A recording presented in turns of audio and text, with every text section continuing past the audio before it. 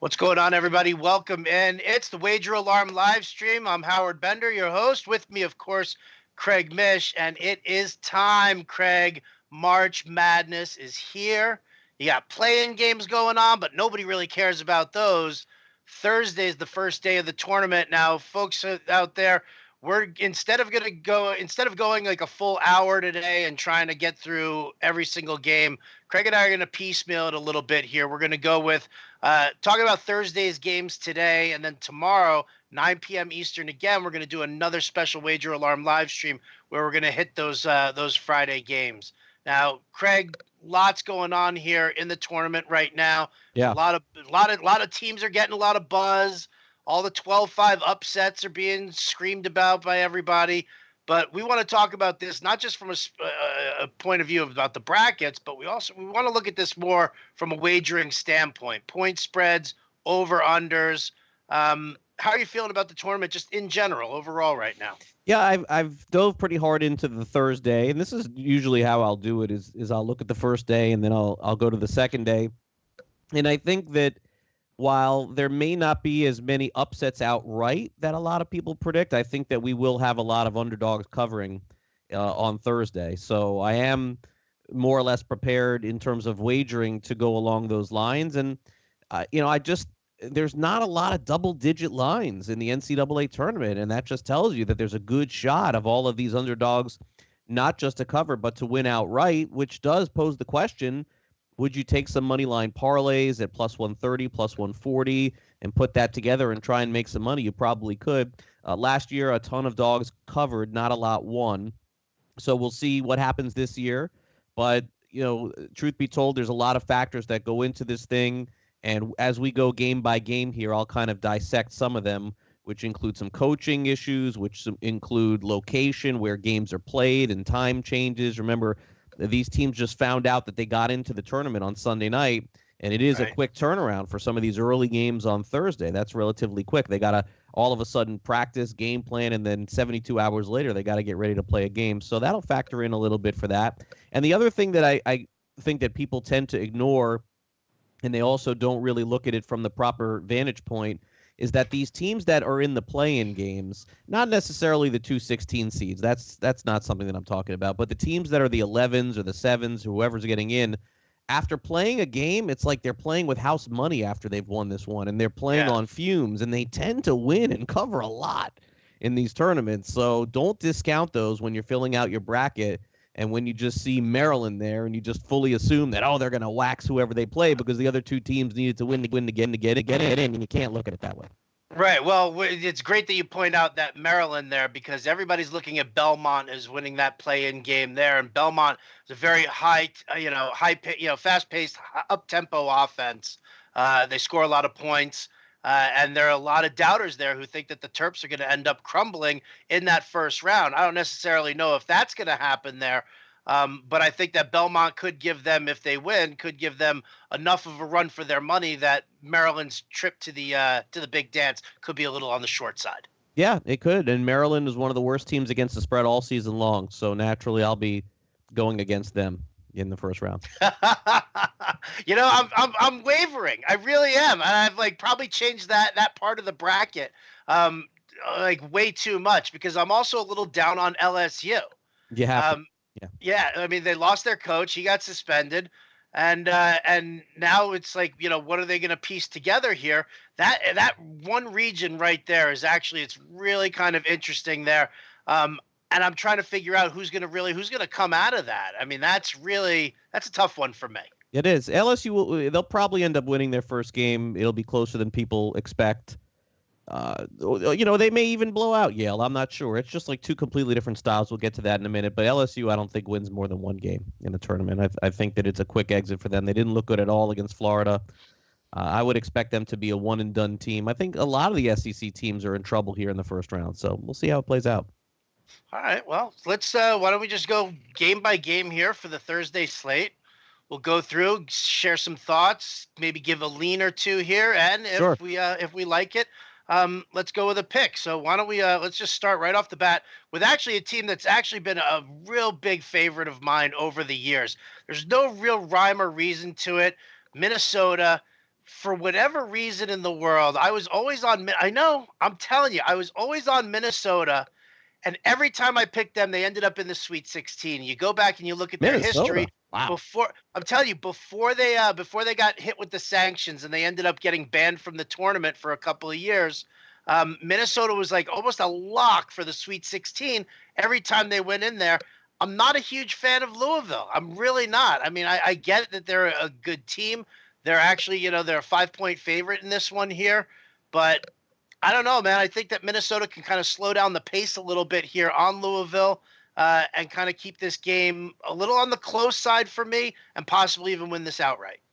Yeah, if I had to pick a side here, it would be Minnesota. But the way these two teams are playing right now, and again, a very early start time, and whenever that happens, I always lean toward the under. These kids are just waking up and then having to get out of bed and play. And this isn't like football. These guys have to shoot and make threes right away. I don't see that happening. Louisville's last 9 games, the under is 7-2. And Louisville's last 9 games, they've only shot above 41% from the field one time. Minnesota is an under team. They've shot just 40% from the field on the road this season a couple of times. 12 out of their last 17 games for Minnesota have gone under the total. So it's 136. I'm going to play under 136 in the first game of the tournament on Thursday. I like it. I definitely like it. And I agree with you. They're so not ready and prepared to play at this hour of the day. So I like that one. And again, for me, Minnesota, in my brackets, I'm just going to lock them down for me. Yeah, I would too. I'm going to do that for me. Let's get to the LSU Yale game because this one's actually I like this game. Yale coming out of the Ivy League conference, everybody kind of laughs them off because that's what it is. But unlike the other Ivy League teams like Harvard or Princeton, who are slow, methodical, really rooted in fundamentals, Yale is a team that's averaged over 80 points per game this season right now, and they do play an up-tempo game. And if you're worried about LSU and not having their coach and having to try and make the different adjustments here, I don't know, man. This definitely it's a long shot to call for as far as an upset goes. But I do think that with the point spread here, I think what is it 7.5 right now? Yeah. I'm gonna take Yale in the points. Yeah, I will too, but I'll explain to you why. And the good news about this game, and sometimes it's good news when we do our college football live streams, this is one of those games that's very easy for me to call. You will know right away if we will cover this game with Yale. This is not going to be. You're not going to need to wait until halftime or the second half to figure this thing out. If Yale is shooting and they're making their shots, then this is going to be a close game. Yale could cover and win. If LSU just muscles them around, which is certainly possible, then Yale almost has no shot. A lot of these teams, Howard, are shooters teams. And so you're going to see some 12 seeds, some 13 seeds that a lot of people are going to like, that people are going to pick for upsets, and they're going to get blown out. And the reason why is because they're not going to be able to shoot. You just never know in college basketball when that's not going to happen. So LSU opened up at 8, like a lot of favorites in the tournament. They're down to 7.5. People pound the underdogs. Their coach, of course, was suspended. They have an interim coach. They didn't look good in the SEC tournament. Yale has not been an underdog in any game since January. That's how good they've been this season. And, of course, as you mentioned, they play in the Ivy League. Yale can score. 81 points per game is 24th in the nation. And LSU can rebound the ball. So if Yale doesn't make shots, Howard, they're going to lose because LSU is going to get every single rebound. I do think that Yale has a chance to win the game outright. I'm going to take the 7.5 points. But it's one of those games where if we lose this one, you're going to get killed. It's not like going to be. It's four not and a half. Close. 4.5 minutes in, it's like 22-6, and then it's over at that point. LSU buckles down and they slow the game down, and that's it. But if the game is tied at the half, or Yale is up 2 or down 2, they are going to cover and maybe even win this game. So there is not a lot of confidence in LSU going into the tournament. But that being said, they should be able to handle Yale in what I think will end up being a close game. All right, I love it. See, you're playing right into my hands here, Craig. You're playing right into my hands. Next game on the slate here, New Mexico State, Auburn. Auburn was a 7-point favorite to start off. It's down at 6.5 right now. It's one of your everybody's infamous 12-5 seeds. And I got to tell you, man, I look at the Aggies. And they actually look like they're an interesting team here. They actually haven't lost since January. You want to talk about Yale not having been an underdog since January? New Mexico State hasn't lost since January either. Unfortunately, though, they're only 5-4 against the spread in their last 9 games. So that kind of what do you? I mean, is this one of those games where you're going to know right from the start if Auburn jumps out to that big lead? Are you concerned? Where are you leaning on this one? No, because I think that the game is going to be close. New Mexico State is a team that plays very deep. They play like 10, 11, sometimes 12 guys. They constantly put pressure on the opponent. I don't think this is a great matchup for Auburn either. They kind of came out of nowhere late in the SEC season. Bruce Pearl is a guy who has a lot of experience coaching in the big dance, but I do think that the Aggies will be able to stay close in this game. And also, Auburn has to travel to Salt Lake to play in an early start here. So it's basically a body clock time of about 11 o'clock, 10 o'clock in the morning. They haven't played in any game like that all season long. New Mexico State's not that far from Salt Lake City, probably a couple hours. I'm gonna take another underdog here, and I'm gonna take New Mexico State. Would not surprise me to see them win the game outright. And I also like the under a little bit here too, another under 143. But just for the purposes of this one, I'll take another team and another underdog in New Mexico State. And really, a lot of the games that we're going to be talking about, I'm going to go under on. Yeah, I'm with you here. I mean, again, you and I talked about this real briefly at the end of yesterday's live stream, where we did start talking about how we were going to start pounding the unders on this one. Just at least in this first round. And I agree. So I'm with you here. I'm leaning on the under here. Was it 143 in this one here? But again, I'm looking at New Mexico State as the team that that intrigues me the most. All right, next game here on the slate, Vermont versus Florida State. Now, I actually got a chance to watch the Seminoles when you and I were in New York. Right. That was the game that was on at Foley's when we were just all sitting there hanging out. Very, very interesting team. Good speed, a lot of good rebounding there. They lost to Duke in the ACC finals, but they slapped around the other teams in the ACC, and that was kind of that to me kind of piqued my curiosity. Vermont, again, one of those teams where you're like, their conference is a little on the soft side. They've been to the big dance before, and this is they're not a stranger to it. But I think I'm going on FSU in this one here. I know it's a big point spread as far as 10.5 goes. I just think that this is one of those games where I think the favorite eats. Yeah, this is one that I would take Florida State minus the points. It's a lean for me. It's not a pick, but FSU is playing great. They have played very close with North Carolina and Duke. I don't think Vermont has the talent like some of these other small schools do in the tournament. Last year, Vermont lost to UMBC, Maryland, Baltimore County. UMBC beat Virginia last year as the 16 seed over the 1. That was fluky because it was Virginia. So they're coming out of a conference that's not that great. They're only 3-5 against the spread over their past 8 games, and they got 3 kids on the same team, all with the last name of Duncan. Does that mean anything to you? I don't know. I don't know. Does it? Are they related? Yeah, they are. They're all brothers. Yeah. Yeah. One of them plays. The other 2 don't play that much. Either way, I'm going to ride the hot hand here with FSU. One of the few big favorites that I'm going to take on Thursday. I'm going to take the Seminoles. Okay. All right, man. Listen, I can kind of get behind that. I really can. I'm not going to lie. I've been, again, like I said, I watched the game while we were in New York together, and it impressed me. They impressed me. They definitely did. Next game on the slate, Bradley, Michigan State. Dude, 18.5 points. Michigan State. Tom Izzo is ridiculously experienced. And, when you see a point spread like this, I don't know, man. This to me isn't like football where, you're just giving up too many points. Like this to me is the blowout of the bracket. And I could see Michigan State just really destroying them. Yeah, Bradley with almost no tournament experience, kind of a miracle for them to even get in this year. The good news for them is they're 5-0 playing a neutral court, which means those early season tournaments they did very well in against the spread, but those were like 3 months ago.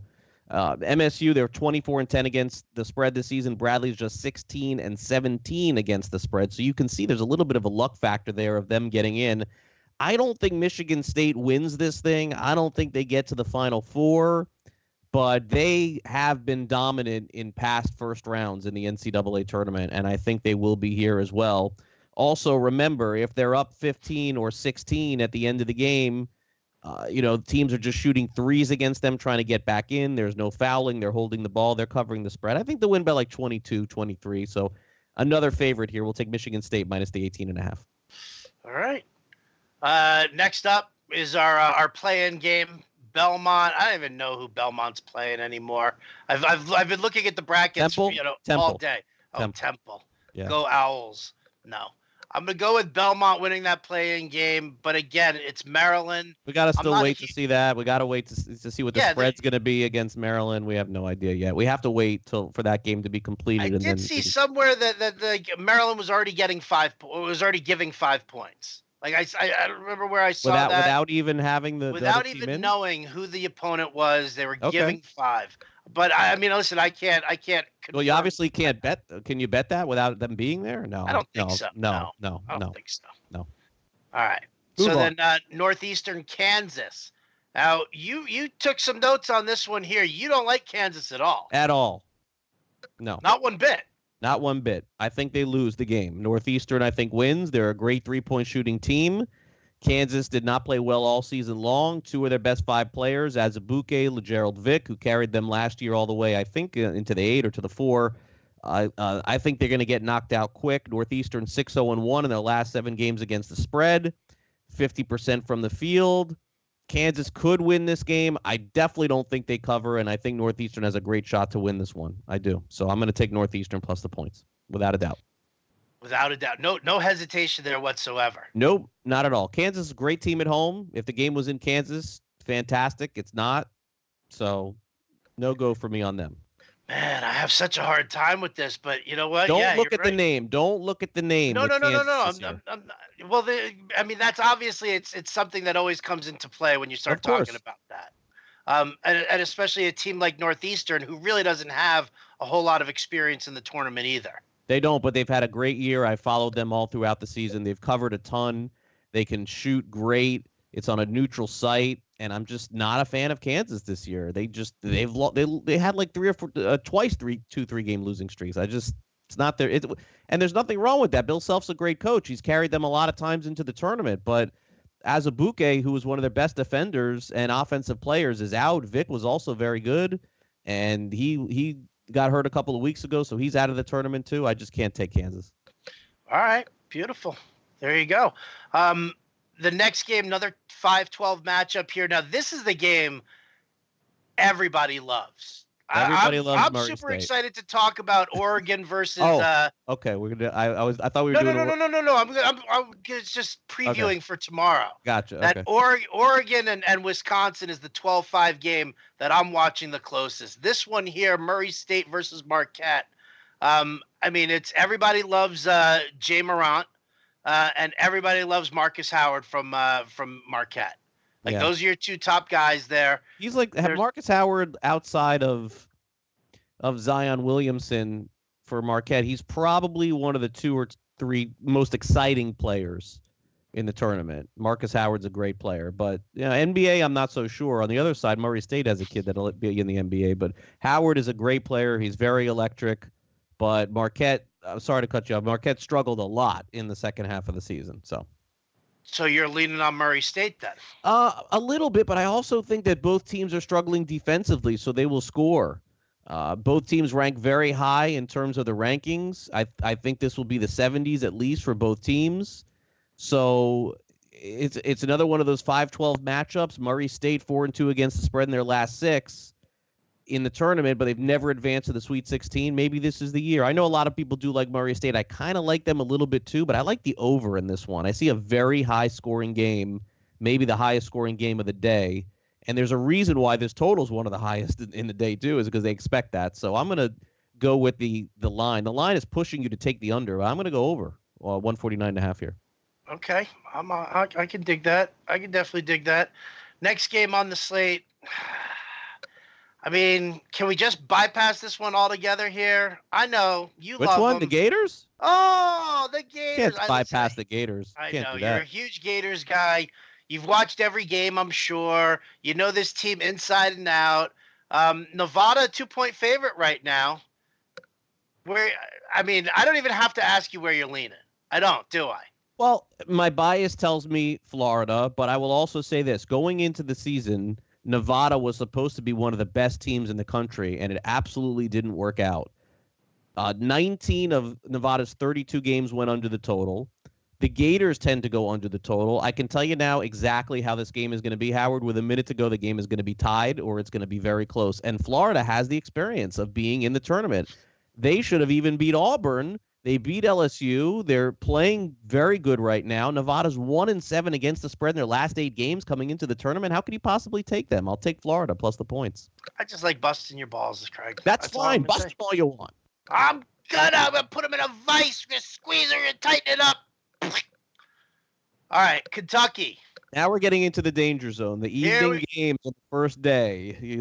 Now it's the sweating time here. Usually those games tend to get good on that first night.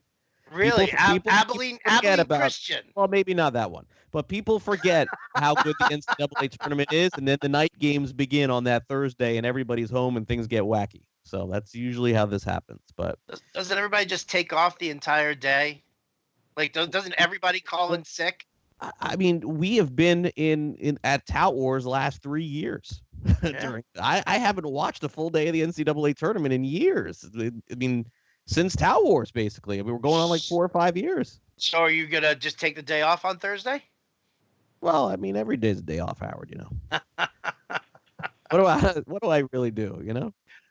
I hear you. All right. So Abilene Christian against Kentucky. Spreads 22.5. Go ahead. Break it down. To me, it's a lot of points, but I love the under here. I do. Kentucky, there's this misnomer that they're like a 90-point team this year. They are not. And Abilene Christian, this is like just a prey for them to stay in this game. This is a horrible matchup for them. They had two of their best players were kicked off the team a couple of weeks ago, so give them credit for staying in the game.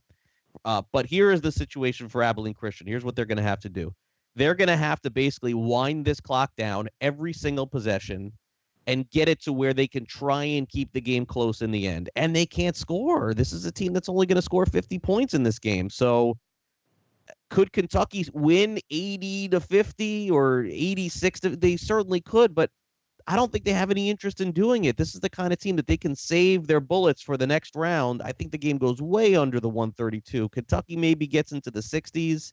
Abilene Christian may end up scoring the least points in the first round of the tournament. So a lot of pressure also brought by Kentucky at different times with John Calipari. I'll go under 132 in this game. Okay, but you don't want to touch the spread at all. Not really, because Kentucky could win by 17 and just take their foot off the gas and not really care about it. Yeah, I mean, Tom Izzo's teams on Michigan State are a little bit of a different story. Those they will push you right to the end in terms of offense. But Kentucky's looking for a deep run here. They just came off a grueling SEC tournament, and I don't think Abilene Christian has a shot in this one. I really don't. One of the few teams that I would hate to say that about, but I don't think so. When you have two of their top 6 players suspended, and you're going against arguably one of the top 6-7 teams in the country, you just have to do everything possible to just hold it to as few possessions as possible. And I think that's what they're going to do and pray. All right. Next game on the docket. Here we go. I like this one here. St. Mary's against Villanova. Now, Villanova just won the Big East tournament. They are defending champs, if I'm not making a mistake. And St. Mary's actually coming off of a huge win against Gonzaga. They are. Everybody's flipping at Gonzaga. This is the year Gonzaga wins the tournament. This is the year. I've heard that over and over again ad nauseum. And when a team like St. Mary's kind of beats you up there in the conference tournament, it kind of makes you wonder, as far as whether or not Gonzaga's beatable. But more, for me, it's more about looking at the momentum that St. Mary's could be carrying in here. I know it's a tough matchup. The Big East tournament is always a big tournament where just everybody pounds on each other. It's a very physical tournament there. But if you look at the region here, basically it's a home game for Villanova, like in their backyard. Yeah, no, it is, but I don't think this Villanova team is as good as they have been in the past. St. Mary's to me is one of those teams that can go very deep into the tournament. They beat Gonzaga, as you mentioned. I think that this is going to be a close game, and this Wildcats team they lost a ton of guys from last year's squad. They are playing very good basketball. We were right across the street from Madison Square Garden when they won that thing. But another team that I'm going to take, another underdog, I'm going to take St. Mary's in this one. They played great all season long. They really have. They get no credit whatsoever in that conference because Gonzaga gets all the love, and here they were beating Gonzaga 60-47 in the final. So I'm going to take St. Mary's here. You're going to take St. Mary's. You're going to take the points. It's 5.5. Does St. Mary's, can they win this one outright, do you think? Or is this just a matter of keeping it close? I think they can. The crowd will be heavy behind Villanova. There's no doubt about that. So hard to pick an outright upset on that one, but I'll take the points, plus 5.5. All right. Another Big East team coming into play here. Seton Hall against Wofford. Wofford favored by 3. Here's another team. Hasn't lost since January. What's with all these teams who just haven't lost since January? Wofford is great. I've watched them. They've made me some money this year. I think they're fantastic. I don't like Seton Hall at all. Nobody does. They were great at home. They were not good on the road. They definitely had some big wins in the Big East tournament when they lost to Nova in the championship. They could have won that game too. I think they're coming in mentally shot from that game. When you lose a game like that, and then you have to go play, and you don't get a good seed, and then you're coming against that Wofford team is going to be so hungry in this one, and they can put it up. They can score too. Not even a question for me. I know the spread is only 3, but I'll take Wofford in this one. Okay. Yet another Big East team here, Syracuse going up against Baylor. Now here's an interesting one because this Syracuse team, they're not very good. They're not as good as they've been in the past. No, but they always find a way. They always do. And now you've also got this whole added element of, do they win this for Coach Boeheim? He had the whole car accident thing. Everybody rallied around him. Yeah, he killed some dude. Shouldn't be laughing about that. I apologize for that. Bad luck on my part. But so way to go, Craig. Thanks. Killed some dude. I'm laughing. So this is one of those situations where Syracuse always does find a way to win games in the tournament. They are going to rally behind their coach, who is just absolutely revered in all of upstate New York. I've never seen a single guy get as much love as Boeheim gets in the Syracuse area there. So, but Baylor's a tough team. They're a big team. Good on the glass. Really good rebounding team here. I don't want to touch this game because I'm just not a Syracuse fan at all. I just don't like them, but I'm not sure that Baylor's a team I want to go with. Yeah, it's tough. I think that Syracuse will keep the game close. Neither team scores particularly well. Syracuse lost 5 of their last 7 games, and both teams rebound the ball well and have had shooting slumps. So another one of the plays that I'll go under 132 points here. And again, when you're playing the unders, you look at the spreads that are tight, -2, +2, -3.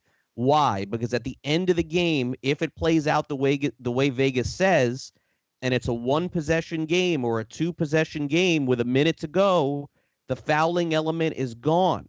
Right. When it's a 2 or 3 possession game, let's say, for example, that Syracuse is up by 6 with 30 seconds to go. Baylor is going to foul the next foul, 2 shots, foul, 1 shot, foul. They miss both, foul, and it's just going to keep happening, and the game is going to go over, but not when it's close in a 1 or 2 possession game. And this could be that kind of game. I'll go under 132. Okay, I dig it. And that leaves us with one final game here.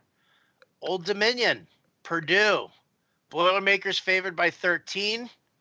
That line actually got bigger.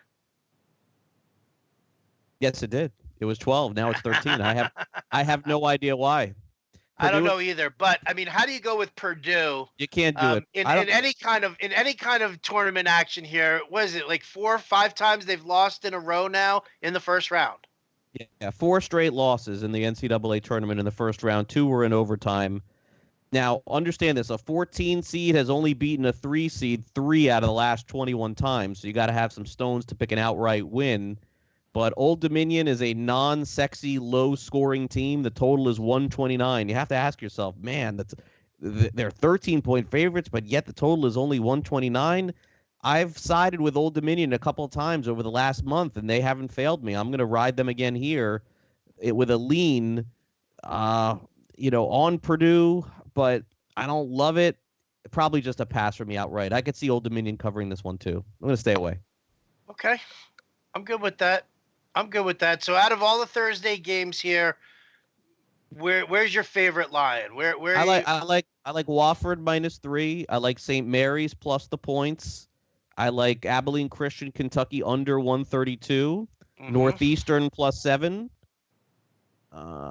Michigan State a little bit. I like New Mexico State plus 6.5. I like Yale plus 7.5, and I like to get off to a good start. Take that under in Minnesota Louisville.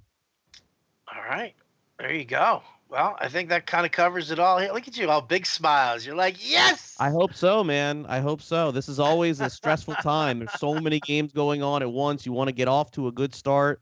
Historically, for me, I've done very well on Thursdays, Fridays, and Saturdays.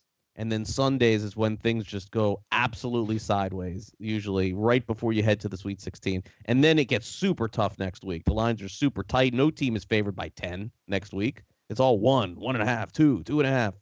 It gets crazy. So I'm looking forward to that as well. They're pick'ems. For pretty the most much part. Starting next week.